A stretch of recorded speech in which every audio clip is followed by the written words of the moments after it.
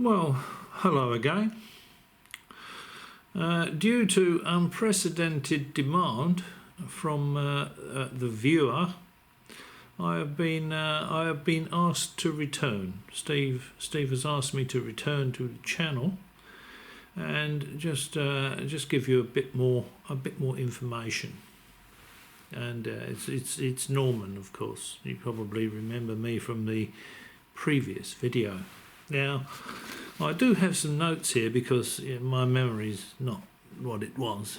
It's got nothing to do with the telepathic, the anti-telepathic alien apparatus that I'm utilising at the moment.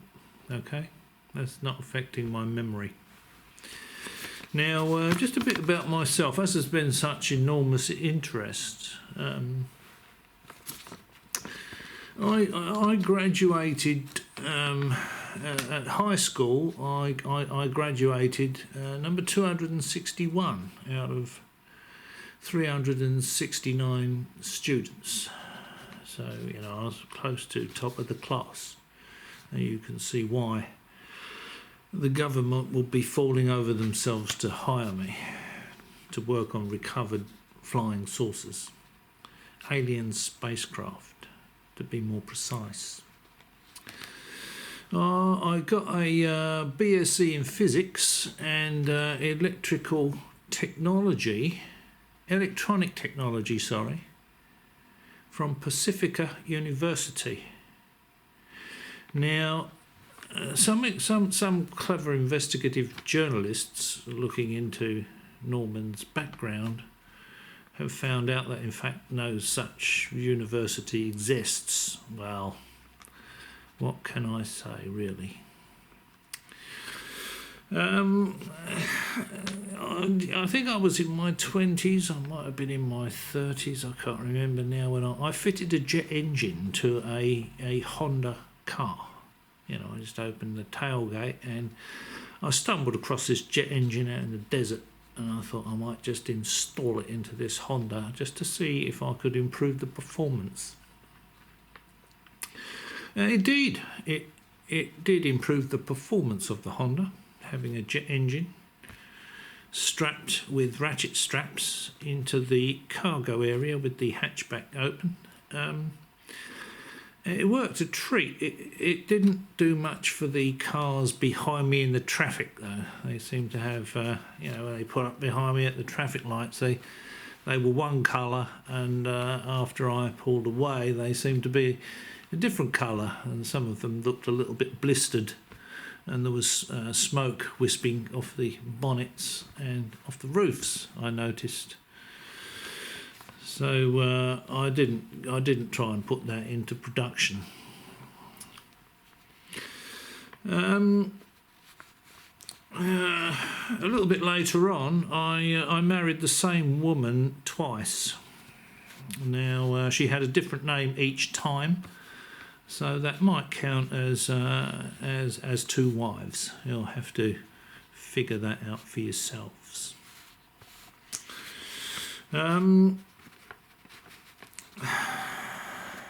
I then, shortly after that, perhaps not surprisingly, as I had two wives that were in fact the same woman, I filed for bankruptcy.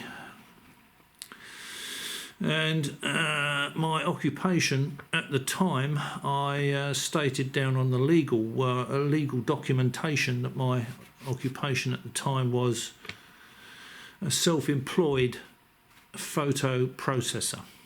Okay, that's what I was doing at the time. I was a self-employed photographic processor. Because I needed a bit of money, I decided to expand my portfolio somewhat and started running a few hookers. Sadly, I got busted and had to terminate that. It was quite a profitable business, the hookers. But I got a 6-month suspended sentence, and I was ordered to seek mental health counselling. Can you believe it, Norman? Having to seek mental health counselling.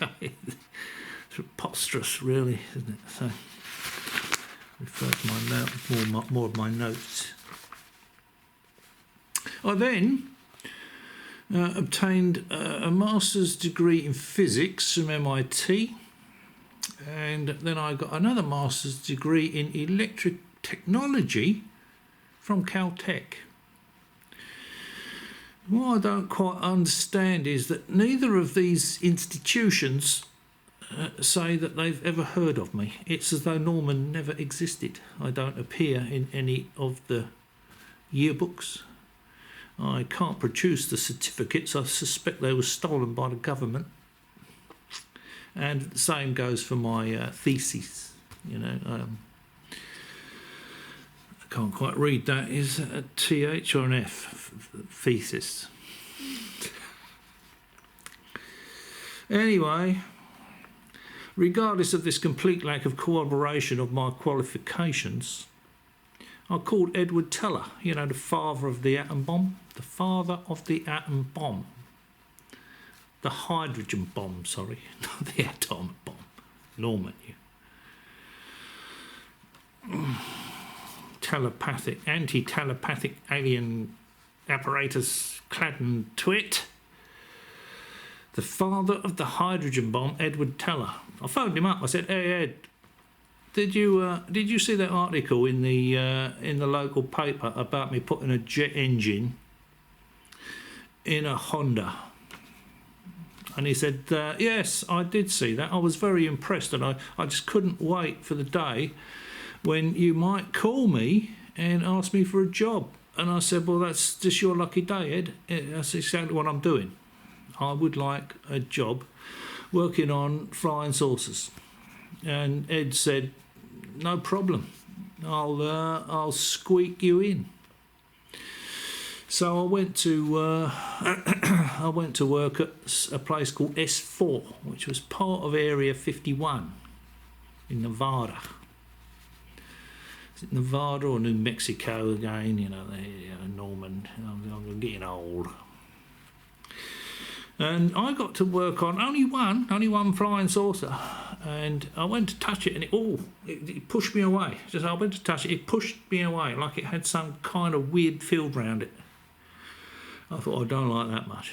And the fellow that I was working with said to me, "You know, the guy that used to do your job got killed doing that." And I thought, no, really? I think his name was Barry, this guy that was telling me all this. So anyway, I worked on this. I worked on this flying saucer. I'd look inside. It was amazing. There was nothing in it. Nothing in it at all. There was no wiring in it. There was no seams in it. There was just no toilets in it. You know, nothing. It was just a saucer-shaped metal thing, and it had these 3 gravity wave amplifiers in it. And Ed said to me, "See if you can sort that out, Norman, and tell me exactly how that works." Because Edward Teller, the father of the hydrogen bomb, one of the most brainy physicists on the face of the earth, had no idea. He said, "I want you Norman, to sort this out." And I said, "Okay, Ed." And that was how I started my employment at S4 and worked on the alien spacecraft. Only saw one. Almost saw an alien, but it might have been an alien replica, a little doll, you know, that they'd try and put inside the flying saucer to see if that was the right sort of size of creature that would be used to operate it, you know, even though there's no controls in it. Now,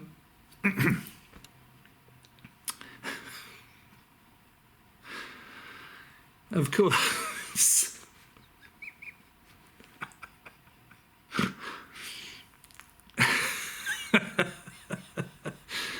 if this story sounds familiar to you, it is, of course, the Bob Lazar story. Now, does Norman's story sound credible to you? There's no reason why it should sound any less credible than the story told by Bob Lazar, because that is the Bob Lazar story.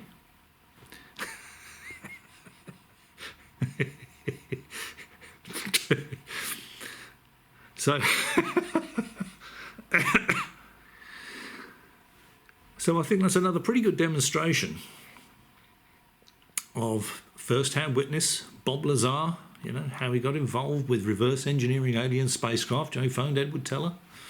Edward Teller saw his jet car in the paper, and he didn't think it was a load of rubbish because it had burned all the paint off the cars behind. He said, "Wow, that's fantastic.